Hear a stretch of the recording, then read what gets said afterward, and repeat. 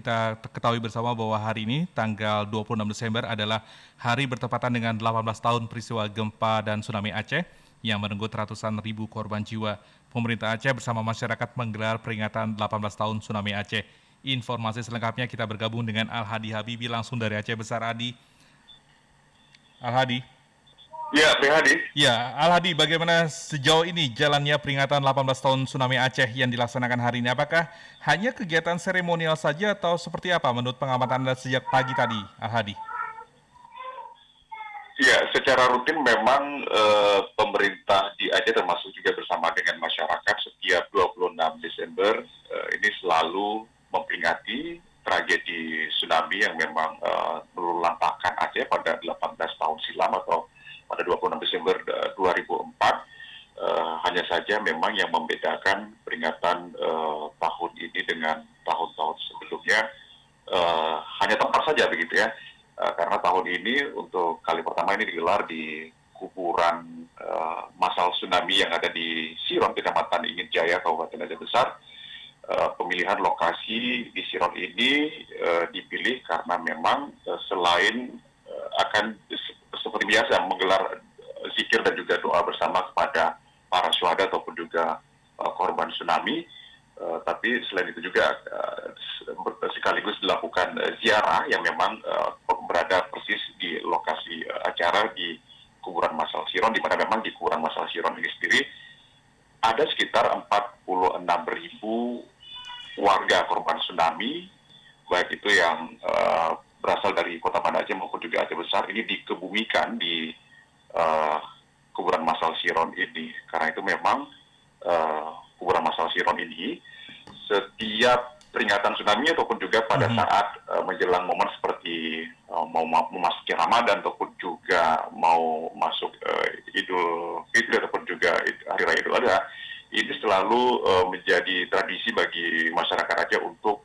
datang menziarahi dan mendoakan para syuhada tersebut. Dan uniknya juga memang di kuburan masal tsunami ini sendiri, ini biasanya memang didatangi dan juga mungkin tadi saya sempat pantau tidak hanya warga lokal Aceh, tapi memang juga dikunjungi atau diziarahi oleh para warga-warga dari luar Aceh, termasuk ada yang dari Palembang, katakanlah, kemudian juga ada yang dari Jakarta, termasuk ada dari warga negara asing ya, karena memang kita tahu bahwa menurut informasi juga yang dikebumikan pada saat kuburan masal ini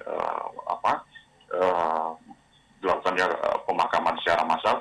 Jadi ada informasi memang ada juga warga-warga non-Muslim yang memang juga dimakamkan di sini, sehingga banyak warga-warga yang bukan non-Muslim itu juga datang kemari untuk melakukan ziarah dan berdoa sesuai dengan keyakinan atau kepercayaan mereka begitu. Okay. Dan kalau secara umum memang tidak jauh berbeda, PAD, karena memang ya doa bersama, terus kemudian ada semacam testimoni dan juga ada teater tsunami yang tujuannya adalah memang untuk mengenang sekaligus juga ingin mengajak warga masyarakat untuk lebih peka atau sadar terhadap upaya-upaya mitigasi bencana atau semacam upaya-upaya pengurangan risiko bencana seperti itu.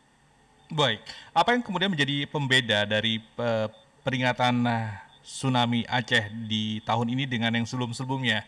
Mengingat kita ini tsunami Aceh sudah belasan tahun, apakah kemudian ada peringatan yang ada kekhususan untuk peringatan di tahun ini, Al-Hadi? Ya, secara umum tidak ada yang berbeda, Fihadi. Artinya sama saja seperti tahun-tahun sebelumnya, hanya saja memang karena memang situasi sekarang ini pandemi sudah melandai begitu, sehingga lebih banyak memang warga yang terlibat untuk bisa ikut memperingati bersama dengan masyarakat setempat di daerah sini.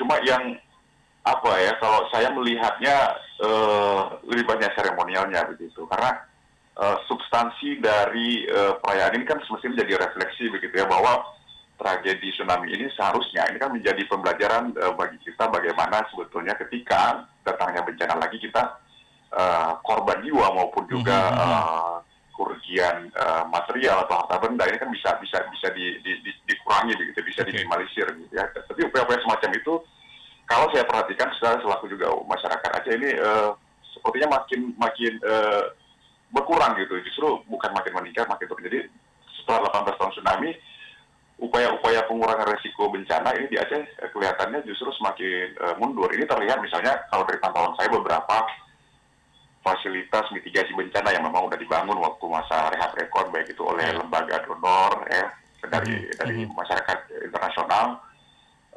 Ini justru banyak terbengkalai seperti escape building ataupun gedung evakuasi, terus kemudian juga ada jalur-jalur evakuasi. Ini juga banyak yang terbengkalai. Beberapa gedung-gedung yang dibangun tersebut saat ini tidak dimanfaatkan untuk upaya-upaya pengurangan risiko bencana seperti itu. Jadi sangat jarang dalam beberapa belakangan tahun terakhir ini, entah mungkin karena situasi pandemi ya. Tapi jauh sebelum pandemi pun memang juga sudah agak berkurang sih upaya-upaya semacam simulasi ataupun juga kegiatan-kegiatan edukasi tapi yang bisa dilakukan secara masif itu juga semakin berkurang. Belum lagi kalau kita perhatikan memang mindset kayaknya di pemerintah sendiri juga sudah mulai berkurang. Kalau saya perhatikan padahal dulu kalau saya tidak keliru itu di dalam manajemen tata ruang wilayah gitu ya, itu padahal kalau dulu misalnya di kawasan-kawasan pesisir itu tidak boleh misalnya dibangun pemukiman penduduk, begitu, tidak boleh dibangun gedung-gedung permanen. Tapi sekarang justru berubah begitu. Dan yang herannya tidak hanya dibangun oleh masyarakat, tapi pemerintah pun, gedung-gedung pemerintah juga mulai dibangun begitu di kawasan-kawasan pesisir yang kita tahu bahwa sebetulnya kawasan pesisir ini kan kawasan yang sangat rentan begitu ya terhadap risiko bencana seperti tsunami. Betul. Jadi saya perhatikan justru masyarakat semakin lupa, semakin kendor gitu. Dan ini juga berbanding lurus dengan ketika terjadinya misalkan kan beberapa ada kejadian gempa-gempa besar juga di Aceh ya. Betul. Misalnya gempa kayak di PD tahun 2004, 2016, terus kemudian gempa tahun 2011 juga lumayan kuat. Sehingga ketika pada saat terjadinya gempa itu upaya-upaya mitigasi tidak berjalan saya perhatikan. Jadi masyarakat tidak paham atas melakukan apa dan siapa melakukan apa itu nggak paham apa harus mereka lakukan. Jadi tetap respon panik gitu. Jadi ketika misalnya terjadi gempa besar, masyarakat biasanya ya dengan secara spontan, refleks, ya bakal lari berusaha untuk menjauhi misalnya kawasan pesisir kan. Tapi ketika bersama-sama menjauhi kawasan pesisir, misalnya menuju ke kawasan dataran tinggi, ini karena menuju terlalu ramai akhirnya jadi macet dan sebagainya. Jadi padahal sudah ada misalnya gedung-gedung shelter, gedung-gedung escape building ataupun juga gedung evakuasi bencana ataupun juga jalur-jalur evakuasi bencana ini juga nggak berjalan begitu. Jadi ketika misalnya ada peristiwa gempa besar ini nggak difungsikan. Begitu sih saya lihat. Jadi sejauh ini Al-Hadi melihat bahwa masyarakat sudah kendor terkait dengan penanganan dan mitigasi bencana tsunami, mengingat 18 tahun yang lalu ini cukup besar, tapi kemudian seiring dengan waktu upaya-upaya untuk menguatkan pengurangan resiko bencana berbasis komunitas masyarakat pun juga sudah mulai kendor. Kawasan rawan bencana di pantai yang mestinya sudah tidak dibangun karena ada aturan RT RW-nya pun juga sudah dilanggar seperti itu, dan bangunan-bangunan shelter pun juga sudah tidak ada fungsinya. Dan kalau saya kurang jelas mungkin informasinya, apakah saat ini sejauh ini masih ada upaya untuk melakukan simulasi secara periodik setengah tahun sekali atau mungkin di tiap tanggal 26 Desember, Al-Hadi? Kalau secara pengamatan saya ini udah nggak ada lagi. Kalau dulu memang ada sebelum, ada dulu istilahnya tsunami drill ya. Iya, tsunami drill. Saya tidak keliru, ini sekitar mungkin 4 atau 5 tahun yang lalu itu terakhir ada. Setelah ini dalam 5 tahun terakhir ini udah nggak pernah ada lagi tsunami drill ataupun juga simulasi yang dilakukan secara masif begitu ya. Paling kalau misalnya ada simulasi ini yang hanya dilakukan oleh kelompok atau komunitas masyarakat seperti komunitas pengurangan risiko bencana, dan ini pun juga dilakukan dengan skala yang sangat kecil, misalnya hanya dilakukan di sekolah ini, sekolah itu gitu, hanya beberapa sekolah yang bisa dilakukan untuk simulasi. Tapi upaya-upaya simulasi yang bisa melibatkan masyarakat secara masif ini udah nyaris tidak ada lagi begitu kalau dari pantauan saya. Sangat menyedihkan ya, Hadi. Sangat menyedihkan. Padahal kita di Aceh udah punya sarana dan prasarana yang sangat baik begitu ya. Tinggal bagaimana kemudian kesadaran dan kemauan kita untuk menjaga. Karena ya yang kita khawatirkan bencana itu justru terjadi ketika sudah kayak kita sudah mulai melupakannya gitu kan, ketika kita sudah nggak sadar lagi upaya-upaya pencegahan. Karena memang selama ini pun masyarakat, pemerintah di sini, pemerintah daerahnya itu memang lebih banyak fokus pada upaya penanggulangan ya pada saat terjadi dan setelah terjadi gitu. Jadi banyak sekali penanganan bencana itu berbasis semacam reaktif lah begitu. Jadi ketika sudah terjadi bencana, baru kemudian masyarakat pemerintahnya respon gitu kan, kasih bantuan, udah seperti itu. Tapi upaya-upaya kayak semacam bikin perencanaan atau juga Contingency plan seperti itu ya? terus kemudian kayak upaya pencegahan seperti kontingensi dan sebagainya itu nyaris nggak terlihat lagi gitu. Padahal upaya mitigasi itu baiknya bisa dilakukan pada saat-saat tenang seperti ini, pada saat-saat sedang tidak ada bencana, pada saat-saat masyarakat bisa fokus melakukan simulasi, jangan sampai kemudian kita meributkan permasalahan mitigasi, kenapa tidak ada mitigasi pada saat bencana itu terjadi, seperti itu. Benar. Karena apalagi kan, silakan. Apalagi Aceh ini kan sebagai salah satu yang memang cukup rentan ya terhadap potensi bencana alam seperti katakanlah gempa bumi, karena kita kan Aceh termasuk juga mungkin Sumatera begitu kan berada di pertemuan antara lempeng, berada di subduksi istilahnya, subduksi itu, sehingga kan sangat rentan terjadinya gempa. Karena itu para pakar pun kan sudah memberikan peringatan bahwa ini pasti akan berulang lagi begitu. Apalagi misalnya dari hasil riset juga menunjukkan gitu bahwa tsunami di Aceh sebetulnya juga bukan kali pertama begitu, bahwa tsunami di Aceh ini kalau tidak berulang gitu.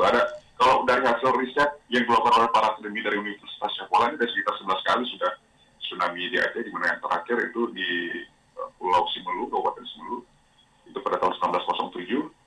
Sehingga di Simelu itu ketika tsunami 2004 itu tidak banyak korban jiwa, walaupun rumah yang rusak itu banyak begitu ya.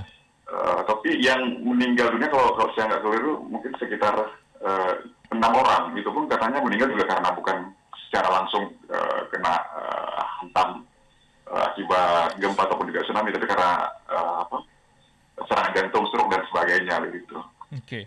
Al-Hadi, jadi menurut pengamatan Anda sendiri sebenarnya mitigasi struktural berupa pembangunan fisik penanganan gempa dan ini sudah cukup mumpuni ada di Aceh. Hanya saja mitigasi non-struktural berupa pelaksanaan simulasi drill, kemudian juga penyadaran masyarakat akan bahaya tsunami dan resiko tsunami justru tidak berlangsung dengan baik setelah 18 tahun terakhir ini. Benar. Okay. Jadi masih hanya sebatas sporadis gitu ya, tapi tidak seremonial, kemudian tidak kontinu gitu. Mestinya kan ini terus-menerus, jangan hanya nunggu momentum pas ada peringatan tsunami misalnya baru sosialisasi soal pentingnya mitigasi bencana kan. Mestinya kan ini harus terus menerus dilakukan.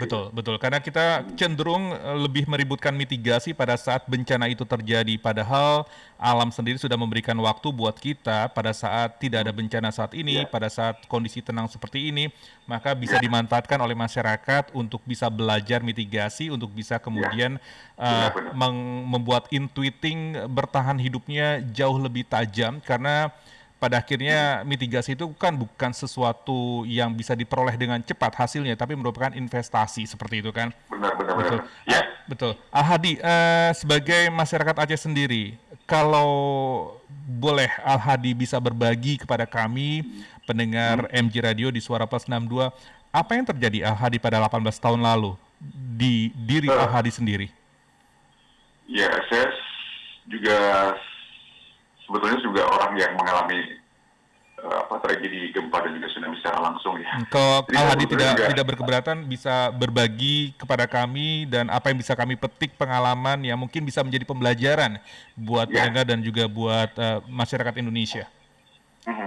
Jadi 18 tahun yang lalu saya juga korban tsunami. Kebetulan saya tinggal di Desa Kedah, Langgahan, kawasan pesisir juga bisa dikatakan. Karena memang Banda Aceh ini berada di ujung Sumatera kan, ya memang dikelilingi sama laut begitu ya. Jadi tempat saya tinggal ini tidak terlalu jauh dari kawasan pesisir, dari pantai, hanya sekitar 2 km. Sehingga pada saat tsunami terjadi itu memang cukup parah, di mana ketinggian di tempat tinggal saya itu sekitar 20 meter. Jadi kalau bisa saya gambarkan waktu itu, karena saya juga korban secara langsung ya. Jadi saya juga ikut digulung sama tsunami. Jadi memang padahal kalau misalnya kita tahu ya, kalau misalnya kita tahu bahwa kalau misalnya gempa besar itu akan gelombang atau air laut besarnya bisa terjadi tsunami, masih ada waktu untuk melakukan evakuasi diri gitu. Dulu kita tidak pernah tahu apa istilah tsunami. Kita tidak pernah tahu dulu tsunami itu. Benar mas, padahal waktu itu saya umur saya itu sudah 17 tahun, saya kelas 2 SMA, tetapi seusia saya di 17 tahun itu saya belum pernah mendengar istilah tsunami. Nggak pernah diajarin, maksudnya nggak pernah mendapatkan informasi kalau misalnya terjadi gempa besar, kita tuh harus menjauh dari pesisir atau dari laut begitu kan. Jadi saya nggak pernah dengar, sehingga ketika itu terjadi, justru saya dan juga masyarakat Aceh lainnya pada umumnya, setelah gempa besar itu, ya udah kita paling coba betulin gitu apa yang rusak misalnya, atau justru kita mendekat ke tempat-tempat yang dekat laut misalnya, karena memang waktu tsunami itu sempat ada surut kan bibir pantai ataupun juga air laut. Jadi justru masyarakat banyak yang datang ke pantai untuk misalnya ngambil ikan atau ingin melihat langsung seperti apa air laut surut gitu ya. Sehingga ketika itu terjadi ya nggak ada pemahaman bencana sama sekali, itu terutama tsunami, justru korban jiwa ya banyak sekali. Saya sebetulnya 9 bersaudara, 9 bersaudara yang menjadi korban tsunami. Sekarang kami tinggal 3 orang, saya anak bungsu, tinggal 3 orang. Sebagian meninggal hilang waktu tsunami.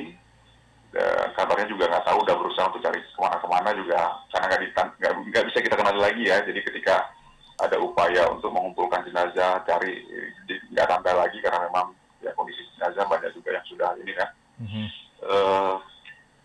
Terus orang tua saya juga jadi korban. Saya dihantam tsunami itu terbawa air sekitar 2 kilometer juga. Jadi saya bisa selamat karena memang kuasa Allah juga gitu ya, karena kehendak Allah, sehingga saya bisa selamat. Karena memang saya ibaratnya kayak di blender gitu loh mas, sama airnya. Kayak di blender putar-putar, terus kemudian saya nimbul lagi ke atas. Nah ketika saya nimbul di atas, rupanya ada kasur yang lewat, saya naik di atas kasur itu, dan akhirnya saya hanyut dan tertahan di pasar ikan Penayung.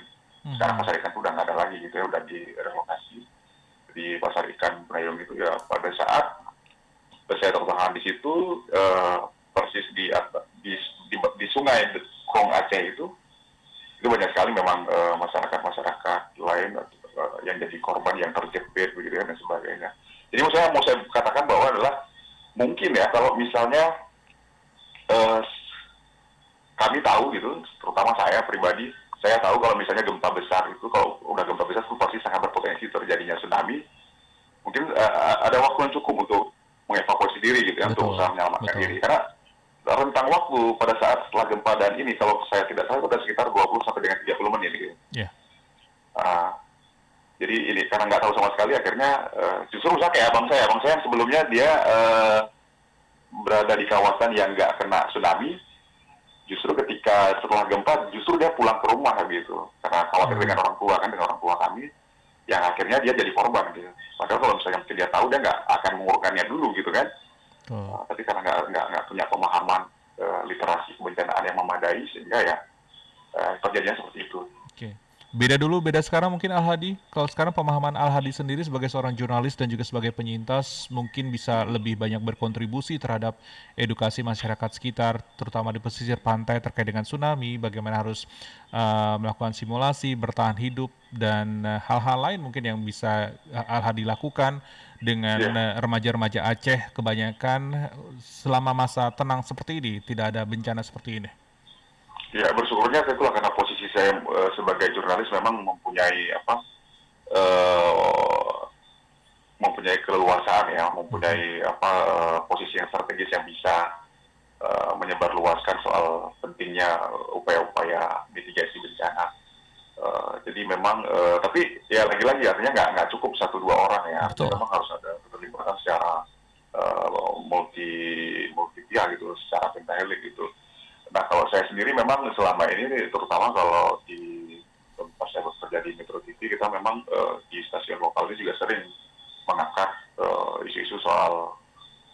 kebencanaan gitu, tidak hanya pada saat tsunami, tapi di saat bukan bulan Desember pun kita juga secara rutin sering mengangkat tema-tema semacam itu. Tapi ya lagi-lagi mungkin ya masyarakat mungkin juga sudah merasa ya nggak apa-apa, kayak udah mulai terbiasa lagi ya. Jadi akhirnya ya walaupun mereka tahu ya udah tetap cuek gitu. Karena memang karakter masyarakat Aceh sendiri memang bisa dikatakan agak sedikit ini ya, agak sedikit, kalau watak orang Aceh itu sedikit keras memang. Jadi agak bandel gitu. Ya, Banyak yang bandel. ya mudah-mudahan mereka juga, masyarakat Aceh juga cukup paham juga, tidak semua masyarakat Aceh tentunya, tapi juga ada masyarakat-masyarakat Aceh yang masih peduli terkait dengan pembelajaran soal mitigasi. Jadi ibaratnya ketuk tular, jadi ada satu pihak yang bisa mengajarkan atau mungkin bisa menyadari bahwa kita jangan sampai abai, kita jangan sampai lupa terkait dengan masa lalu di 18 tahun yang lalu, bahwa Aceh dulu pernah berduka, amat sangat berduka, yang kemudian bisa jangan sampai kemudian pada akhirnya membuka luka baru lagi hanya karena ada sebuah bencana yang mungkin kita berharap tidak terjadi, tapi kita selalu bermitigasi, kita selalu bisa berupaya untuk berencana untuk menanggulangi bencana itu sendiri pada saat-saat kondisi tenang seperti ini. Jangan sampai kemudian kita gagap bencana lagi padahal kita sudah mitigasi strukturalnya sudah ada, mitigasi non strukturalnya memang masih harus ditata lebih konstruktif lagi, lebih kemudian bisa menyadarkan masyarakat lagi. Al-Hadi, ada lagi yang ingin disampaikan, pengalaman-pengalaman yang juga mungkin bisa dibagi kepada terakhir pendengar? sih kalau menurut saya memang yang paling penting ya soal itu kesadaran kita soal bahwa memang bencana ini sebetulnya bukan hal baru ya, artinya kayak semacam sunatullah gitu, bahwa memang udah ada ketetapan akan ada bencana lagi gitu. Jadi ya belajar dari kasus ini sebetulnya kita harus siap nggak siap, sebenarnya ya harus siap begitu kan. Ya makanya penting buat kita selaku masyarakat yang tinggal di daerah memang rawan akan potensi-potensi bencana seperti ini, ya punya kesadaran yang baik terhadap upaya-upaya mitigasi bencana atau kesiapsiagaan terhadap bencana ini. Baik. Al-Hadi, terima kasih atas waktunya berbagi kepada pendengar Suara Pas 62 di MG Radio Network.